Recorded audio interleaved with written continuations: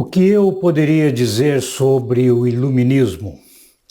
Eu diria que na França do século XVIII surge o iluminismo com uma proposta de democratizar, em detrimento de uma ditadura religiosa imposta pela Igreja medieval. Se você gosta deste tema, eu convido você a ficar comigo até o final deste vídeo, onde você poderá responder a esta pergunta. Necessitamos hoje de um novo iluminismo? Meu nome é José Carlos e você está no canal Conhecer Mais. A Idade Média foi um longo período na Europa que foi marcado pelo início da queda do Império Romano do Ocidente em 476 e se estendeu por 10 séculos até a tomada de Constantinopla pelos turcos, isso em 1453.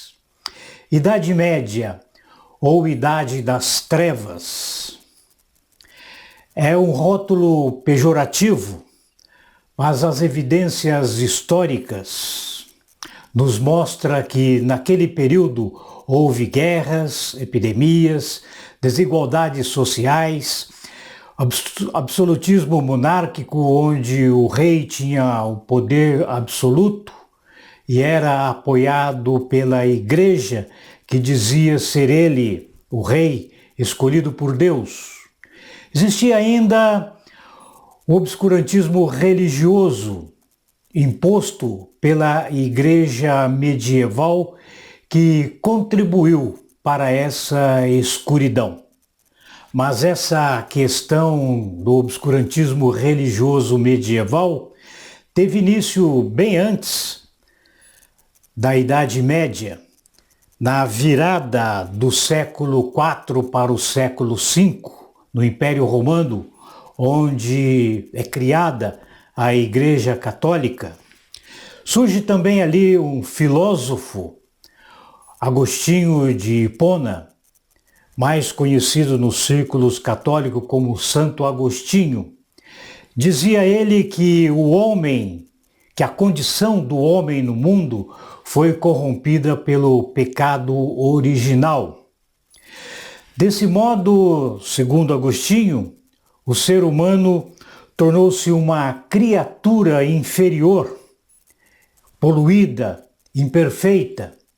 E essa foi a visão do homem para a igreja medieval durante todo esse período de 10 séculos de Idade Média. Essa perspectiva, aliada ao poder da igreja, onde tudo girava em torno de conceitos religiosos, tanto no pensamento quanto na atitude da sociedade medieval.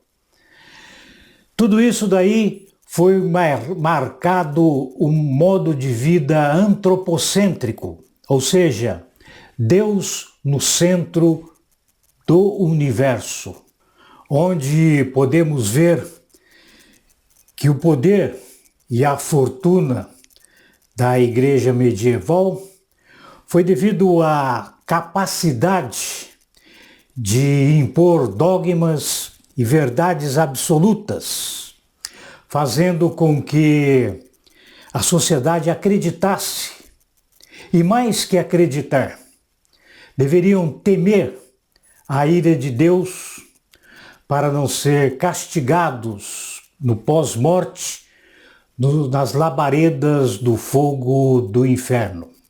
Eu sempre digo que a Igreja Católica deve um tributo muito grande a Dante Alighieri, pelo seu poder e pela sua fortuna, porque no século XIV, Dante escreve o seu famoso poema A Divina Comédia, onde ele retrata de uma maneira bastante alegórica a visão do inferno.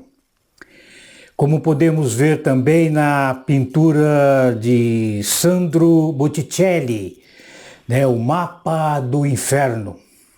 De modos que o inferno foi muito importante para a igreja medieval e se estendeu por muitos séculos esse pensamento, mesmo depois da queda ou do fim, podemos dizer assim, da Idade Média. Portanto, através da ditadura imposta pela Igreja, uma ditadura religiosa, naquele período pensar e questionar era perigoso. Tanto que muitos pensadores e cientistas não podiam expor suas ideias.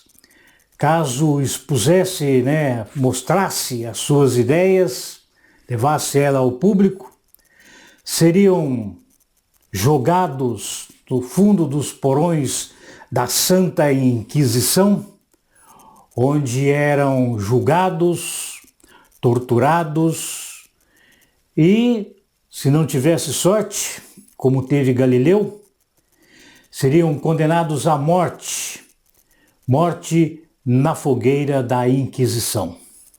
Mas eis que surge uma luz no fim do túnel. Naquele período do século XV ao século XVI, surge o que é popularmente conhecido como Renascença, o renascimento da cultura clássica greco-romana, que foi muito encoberto durante a Idade Média pela Igreja medieval.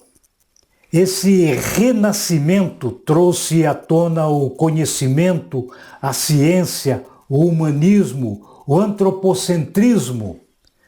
O homem deixa de ser aquela criatura miserável, como era tida ali pela Idade Média, e passa a ser vista de um modo antropocêntrico, como o centro das discussões sociais a partir de então. O interessante também é notar que a Renascença nasce debaixo da barba do poderio da Igreja na Península Itálica. Os cientistas e pensadores do Renascimento foram Copérnico, Galileu, Descartes, Isaac Newton, Leonardo da Vinci, entre outros. Mas, como podemos notar, as coisas estavam mudando na Idade Média. A partir da origem do Iluminismo, que teve início na França no século XVIII, e essa virada antropológica causada pelo Iluminismo foi grande e foi bastante revolucionária, realmente trazendo uma democracia religiosa em detrimento da ditadura religiosa que era imposta pela Igreja. E tudo isso daí foi inspirado por pensadores como Locke, Voltaire, Rousseau, entre outros. A linha de pensamento dos iluministas era a compreensão dos fenômenos físicos e naturais, em detrimento daquele pensamento obscurantista religioso que era imposto naquele período. O iluminismo, portanto, foi uma democracia em favor do antropocentrismo, onde acabamos de ver que o homem deixa de ser uma criatura inferior e, a partir de agora, passa a fazer parte do centro da sociedade. O homem, a partir daí, então, é reconhecido como dignamente um ser humano, uma criatura superior. Desse modo, o iluminismo contribuiu para o desenvolvimento da ciência e do pensamento ocidental. Os iluministas criaram um impacto religioso profundo quando acusaram a Igreja Católica de ter se infiltrado na política e muitas vezes até confundida com o Estado. Nesse período, a Igreja medieval não só detinha o poder religioso, como o poder econômico e político, concentrando o seu poder não só no plano religioso ou espiritual, mas também no plano material. Eu lembro agora das palavras do saudoso professor Mateus Freitas, que dizia que a Igreja Católica nasceu no Império Romano, lá na virada do século IV para o século V. E a partir daí, ela é herdeira do império que já estava se desfazendo e carrega consigo uma vocação imperialista de dominar o mundo, dizia então o meu amigo professor Freitas.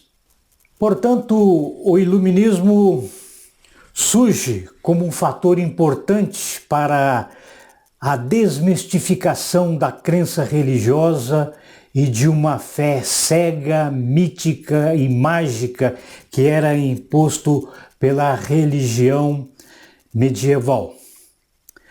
Se você gostou deste vídeo, deixe aí o seu joinha, porque isso daí é muito importante para que eu possa me incentivar a produzir mais vídeos com conteúdos que você gosta e com melhor qualidade. Se você ainda não se inscreveu no canal, se inscreva, porque temos um encontro marcado aqui no canal Conhecer Mais. Até lá!